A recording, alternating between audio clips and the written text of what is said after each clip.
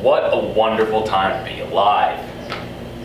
We have more affordable sports cars to choose from than ever before, especially in the United States.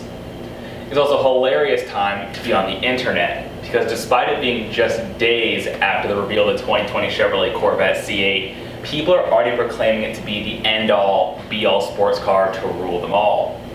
After all, it's mid-engine, has near as makes the difference 500 horsepower, has a base price under $60,000, and can do 0 to 60 in 2.8 seconds. Hallelujah, praise be. Interestingly, one of the most popular comments being propagated across the net is that this new Corvette has effectively killed the 2020 Toyota Supra.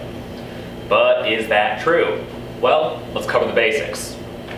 Toyota Supra has a turbocharged straight-six engine and 8-speed automatic transmission sourced from BMW. They claim it produces 335 horsepower and 369 pound-feet of torque, but it doesn't. It's actually making closer to 400 horsepower and 400 pound-feet of torque, as owners are finding out as they strap these things down to the dyno. That engine is super underrated and very potent.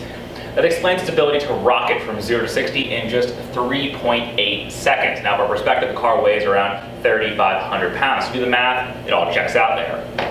The base price of the 2020 Toyota Supra is a hair under $50,000, and the fully loaded first model year only special launch edition model costs right around 55 grand, which actually notably undercuts the base price of the new C8 Corvette before any sort of options are applied. The C8 Corvette is packing the LT2 engine. It's a new engine based on the current LT1 you find in the base model Stingray Corvette. It produces 495 horsepower and 475 pound-feet of torque when paired with the optional performance exhaust. It's only available in 9-speed dual-clutch automatic for the time being. As previously mentioned, GM claims it will do 0 to 60 in 2.8 seconds and have a base price under $60,000, though the exact dollar amount is unknown right now. Realistically, once you add options to it, including the Z51 performance package, which is the one everyone's fixated on, actually in all the press pictures and stuff, that's the appearance package, the big brakes, the fancy electronically controlled mid-slip differential, the cool wheels, the better cooling, all that stuff, the nicer interior. Realistically, it's going to run you about 75 grand all in, which begins to put things in perspective. Now, for the math nerds out there, that's a 36% price premium over the top-of-the-line Supra. Chevrolet invited me to the debut event for the C8, and having seen the car in person, I think it's really impressive. You should definitely check out my video of the C8 Corvette. If YouTube will let me do annotations, I'll put a link right around this area. On the other side of things, Toyota's invited me to the Media Drive launch event of the Supra, and they did something unprecedented there by offering an unrestricted amount of seat time with the car on the road and on the racetrack. I've done about 50 laps around Summit Point's Shenandoah circuit in the new Supra, so I have a pretty good feel for what that car can do dynamically. I also have another kick-ass video of the Supra on my channel. I'll try again to put an annotation right here. You can click that, so you can go check that out as well. As far as the Supra is concerned, it really is a damn fine sports car. It has approachable handling characteristics, a sharp-sounding exhaust note, and rad, distinctively Japanese styling. I mean, it looks a lot like the concept FT1 concept car we saw years ago. The BMW parts bin that people are really upset about, it's actually kind of a good thing for the Supra, because all the stuff they took, you know, the suspension, the wheels, tires, the brakes, the interior stuff, the tech, it's all class-leading, top-notch stuff there.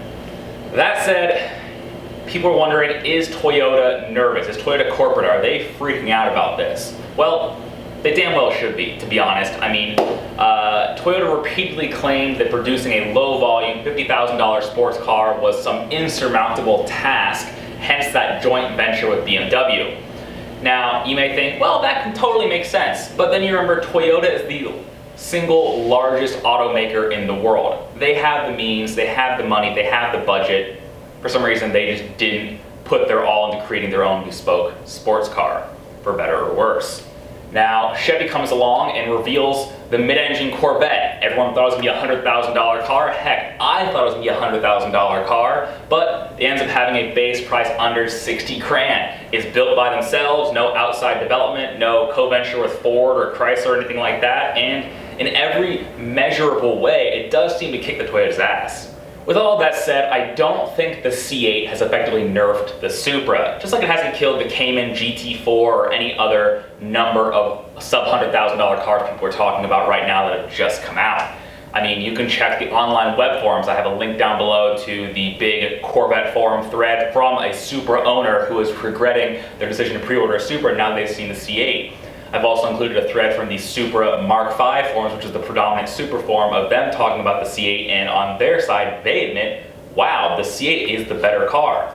Then I've also included a thread from Redlist, which is the predominant Porsche forum on the internet, which is like 120 pages long, and it's all about them discussing the merits, pros and cons of Corvette. I think it's the most measured one of the bunch, but it's obviously very long. I encourage you to check them all out when you have time.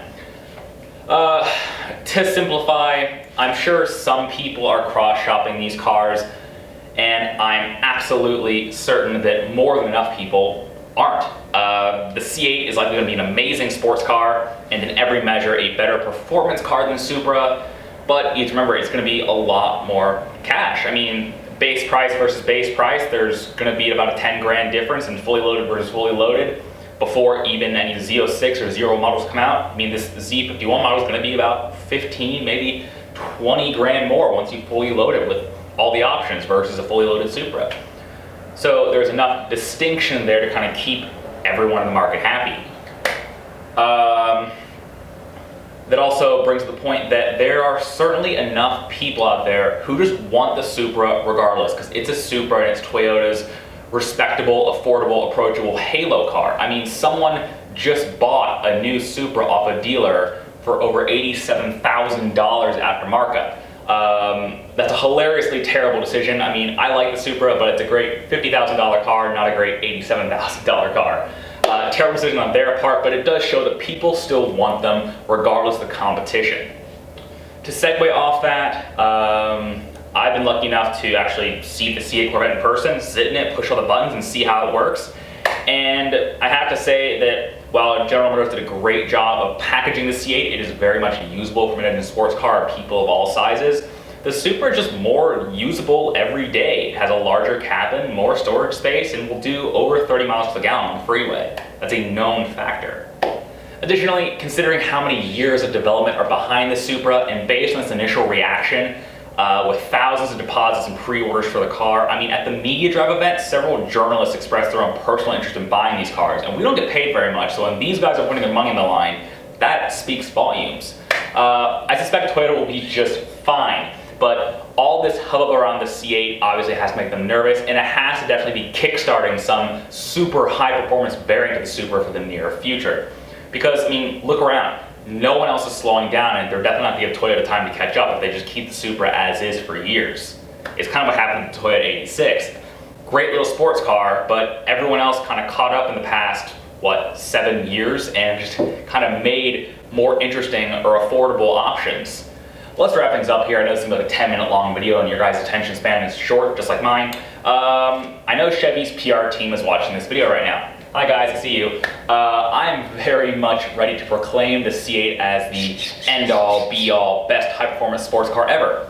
If that's the case, if that's true. Just please throw me the keys for a day or two, and the C8 press cars start becoming available to test out in October, which coincides with when deliveries are beginning for that vehicle. As always guys, thank you very much for watching my videos. Please stay tuned for future videos. Please leave comments down below what you want to see, what you want to know. Having access to all these cars, I have a lot of people, is a very nice gift. I'm very thankful for the opportunity, and it means I have an interesting perspective on all these cars. So, yeah, thanks for watching. See you next time. Bye.